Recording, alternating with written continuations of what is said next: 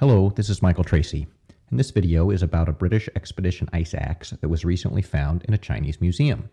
And as interesting as the find is, who found it and how it was originally reported is more interesting than the actual find itself. In the video, 2.5 Ice Axes, I discussed the basics of the ice axe. The first party of the 1933 expedition was making their summit bid when they came across an ice axe laying on the slabs about 250 yards east of the first step. They left the ice axe there and proceeded up the mountain before ultimately turning around. On the way back down, one of the climbers, Wynne Harris, picked up the ice axe and left his own in its place. Wynne Harris's axe has never been seen since the 1933 expedition, or so it was reported. The ice axe Wynne Harris recovered was thought to be Irvin's for a long time, but a review of the evidence shows that it's just as likely to have been Mallory's. A recent exhibit at the Churing-che Naga Snow Mountain Museum in Tibet has an ice axe on display and labels it as coming from the 1924 expedition. For this, there are two possibilities.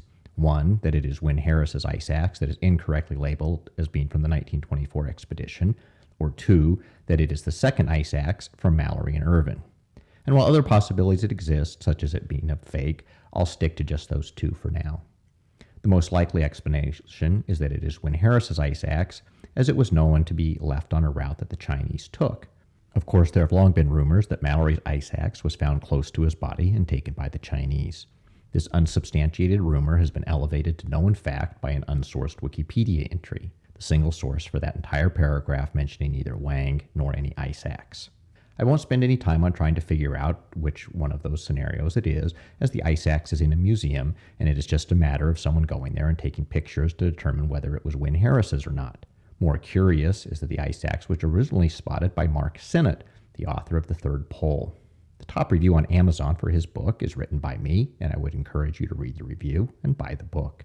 It is in Synnott's postscript to the book where he obliquely indicates something was found in the museum, but he does not specifically mention that an ice axe was found. A tour of the museum is posted on YouTube, and you can see the various exhibits and a fairly well-balanced presentation of Chinese mountaineering history. Gone are the days of the Chinese making it to the summit using nothing but the teachings of Chairman Mao, and their presentation gives credit both to the early British expeditions as well as various French climbers that developed the climbing techniques in the Alps. Some of the upcoming videos will cover this evolution of storytelling and show that the Chinese did not stop making stuff up, they just found more believable ways of telling the stories. In the article written for Salon, Synnott states there are items in the museum not previously reported, and looking at the rather small display case devoted to the early British expeditions, it does not take much to spot what this might be. Although the ice axe itself appears to be in the display case just to the left of the 1924 exhibit, the description of the 1924 ice axe is front and center of the 1924 display. The importance of the Chinese having found the ice axe primarily relates to the problem with the oxygen bottle found in 1999. There are various conflicting locations of where the bottle was found and whether there were one or two of them.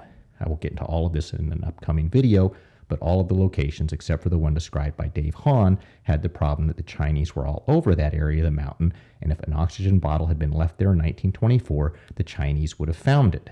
The retort was that Wynne Harris's ice axe was known to be left there and the Chinese did not recover it, either because there was too much snow, the Chinese weren't looking for British artifacts, or they just didn't care if they had found it.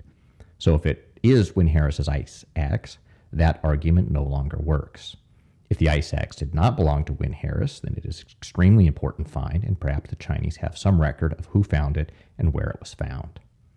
But by far the biggest mystery is why Mark Synnott would lead with a bogus story about a VPK camera that neither Mallory nor Irvin ever carried, and leave the real story buried in an oblique reference. And solving that mystery is left as an exercise to the viewer.